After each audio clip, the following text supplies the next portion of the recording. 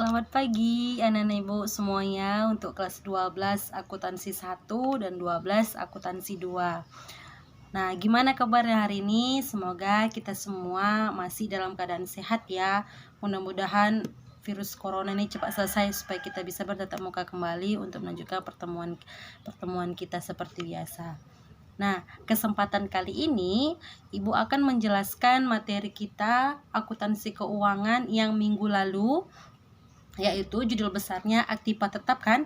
Nah, untuk kesempatan kali ini Ibu akan melanjutkan pengelompokan aktiva tetap. Nah, kalau kemarin dianya pengertian aktiva tetap, kemudian karakteristik aktiva tetap, sekarang pengelompokan aktiva tetap.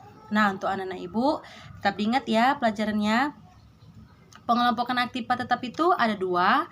Yang pertama yaitu aktiva tetap berwujud dan aktiva tetap tidak berwujud. Nah, yang pertama kita bahas dulu yaitu aktiva tetap berwujud. Aktiva tetap berwujud adalah, atau ya bahasa Inggrisnya tangible fixed asset, adalah aktiva yang secara fisik dapat digunakan dalam perusahaan. Yang artinya kalau kemarin Ibu bilang di aktiva itu kan sama dengan harta. Nah, dibagi dua nih. Yang pertama kita bahas aktiva berwujud, artinya yang wujud fisiknya nampak.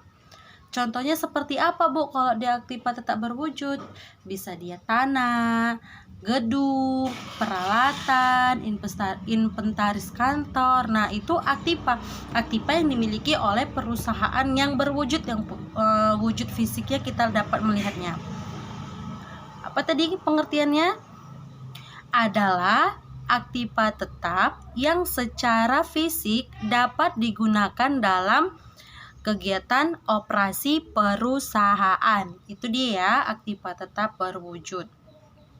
Aktiva tetap berwujud terdiri atas 3 ya, yang berwujud ada 3. Yang pertama, aktiva yang merupakan subjek penyusutan atau depresiasi. Aktiva ini terdiri dari 2 jenis, yaitu barang inventaris dan barang modal. Tadi disebutkan kan, aktiva tetap berwujud dapat dibagi lagi menjadi 3, yaitu dianya aktiva yang merupakan subjek penyusutan. Contohnya apa Bu? Yaitu dianya ada barang inventaris dan ada barang modal. Contohnya peralatan, kendaraan, bangunan, gedung, dan lain-lain. Kemudian yang kedua, aktiva yang merupakan subjek depresi. Apa ada contohnya? Bahan tambang dan sumber alam. Sumber alam di sini apa? Batu bara bisa, yang dapat diperbaharui ya. Kemudian yang ketiga, aktiva yang tidak mengalami penyusutan maupun depresi. Apa contohnya? Yaitu tanah. Nah, itu dia contoh dari pengelompokan aktiva tetap dia yang berwujud. Ingat ya.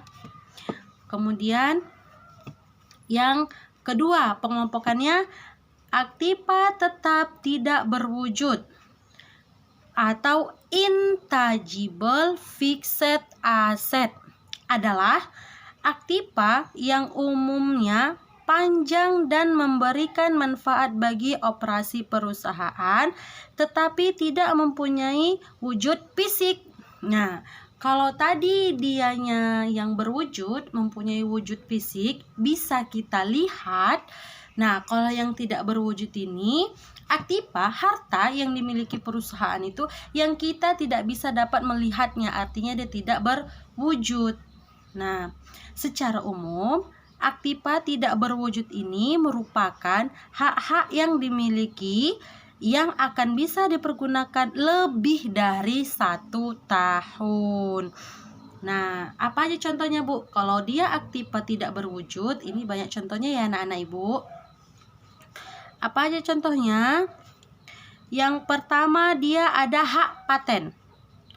Hak paten adalah hak tunggal yang diberikan oleh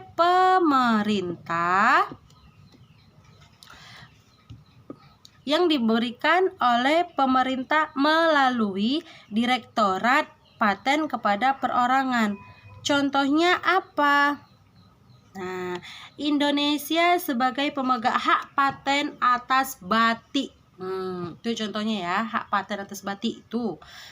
Nah, yang kedua ada dianya hak cipta atau copyright. Adalah hak tunggal yang diberikan kepada orang atau suatu badan untuk memperbanyak dan menjual barang-barang hasil karya seni intelektual.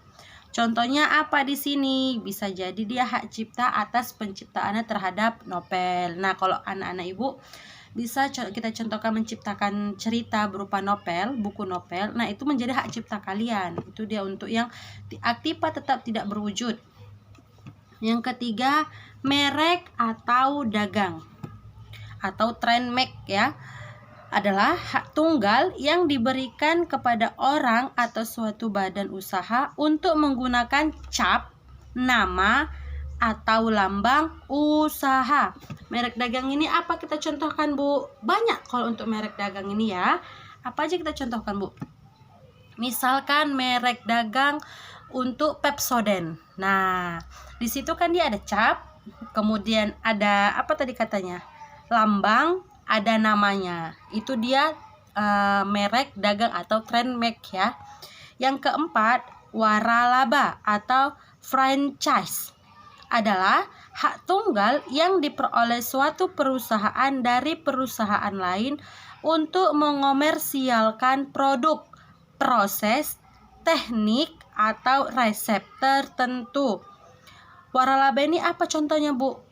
Kalian pasti pernah makan di KFC kan? Nah, KFC itu salah satu aktipa tetap tidak berwujud, dia dari bagian yang waralaba. Kemudian yang kelima dia ada goodwill.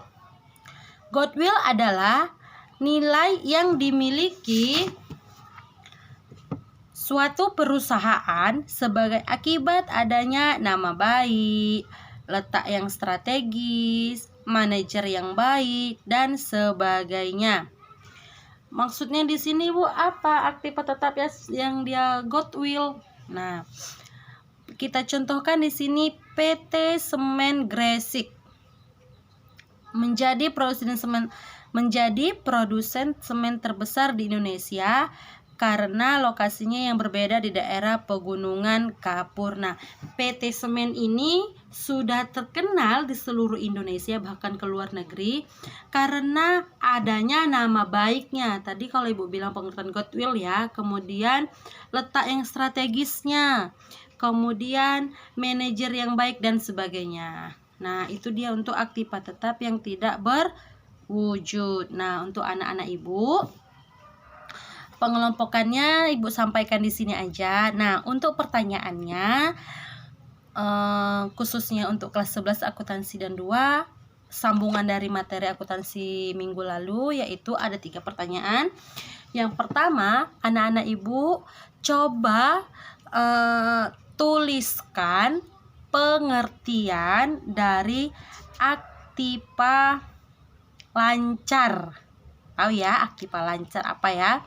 Kemudian yang kedua, sebutkan bagian-bagian dari aktipa tetap tidak berwujud. Apa tadi ada 5 yang udah disebutkan ya. Kemudian yang terakhir, tuliskan aktipa tetap berwujud. Tuliskan 3 bagian dari aktipa tetap berwujud. Tadi Ibu jelaskan. Nah, dijawab pertanyaannya, dikirim melalui WA pribadi Ibu ya. Selamat belajar, tetap jaga kesehatan, dan selamat pagi.